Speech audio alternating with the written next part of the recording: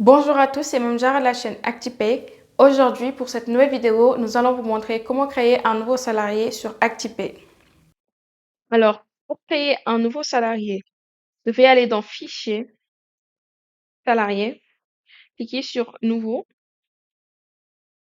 Donc là, il vous propose automatiquement un matricule, mais attention à ce que les matricules avec les autres salariés se suivent. Donc là, le titre, c'est Monsieur ou Madame. Le nom de famille correspond au nom de naissance. Le nom d'usage, c'est le nom marital pour les femmes mariées. Donc, au niveau des prénoms, si vous avez un prénom composé, vous devez mettre un trait d'union entre les deux prénoms. Sinon, le deuxième prénom n'apparaîtra pas dans le bulletin. Donc, si vous en avez d'autres, vous pouvez les mettre. Mais s'il s'agit d'un prénom composé, il faut mettre un trait d'union entre les deux pour avoir les deux prénoms dans le bulletin.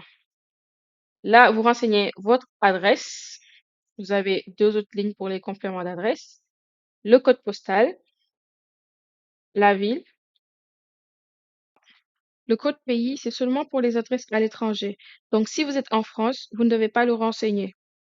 Le numéro de téléphone et le numéro de portable sont les données pour vous. Donc, ce sont les données qui ne partiront pas en DSN.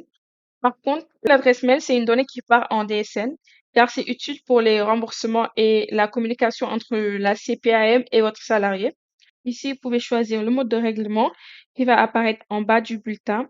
Donc, vous avez le choix entre chèque, virement ou espèce. Attention à l'espèce à ne pas dépasser la valeur légale autorisée de 1500 euros. Le RIB est utile que si vous avez besoin d'exporter un fichier de virement pour le transmettre à la banque pour qu'elle effectue le virement des salariés. Donc, ce n'est pas une donnée qui part en DSN. Un, deux, trois. Le profil correspond au statut du salarié dans l'entreprise, ouvrier, employé, cadre, apprenti, mandataire social, etc. La date de début d'ancienneté est utile pour le calcul de la prime d'ancienneté. Donc, il faut savoir que la date d'ancienneté peut être différente de la date de début de contrat. Si le salarié a enchaîné plusieurs contrats, il garde la date de début d'ancienneté. Alors, la date de début, la reconstitution et le déroulement de carrière, ce sont des champs spécifiques à la convention collective de l'animation éclat. Le numéro d'inscription au répertoire correspond au numéro de sécurité sociale de votre salarié. Vous devez donc l'indiquer car c'est une information importante. Si vous ne l'avez pas, il faut renseigner un numéro technique temporaire. Nous verrons tout à l'heure comment le trouver. Donc là, vous devez bien renseigner le sexe, masculin ou féminin.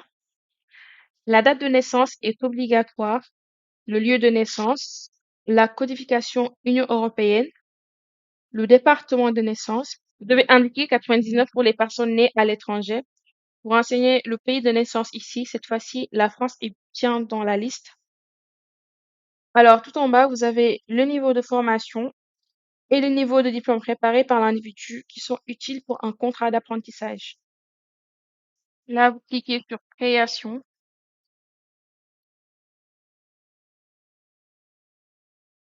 Voilà, votre salarié est créé. Si votre salarié ne dispose pas de numéro de sécurité sociale, vous devez donc constituer un numéro temporaire. Pour cela, vous allez dans Modifier, dans la fiche salarié. ActiPay vous proposera un numéro technique temporaire automatiquement.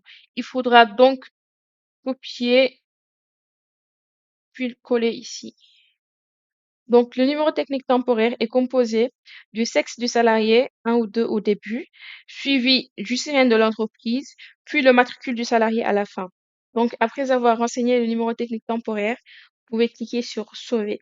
ActiPay vous remercie de votre écoute. On se retrouve pour une prochaine vidéo sur comment créer le contrat du salarié.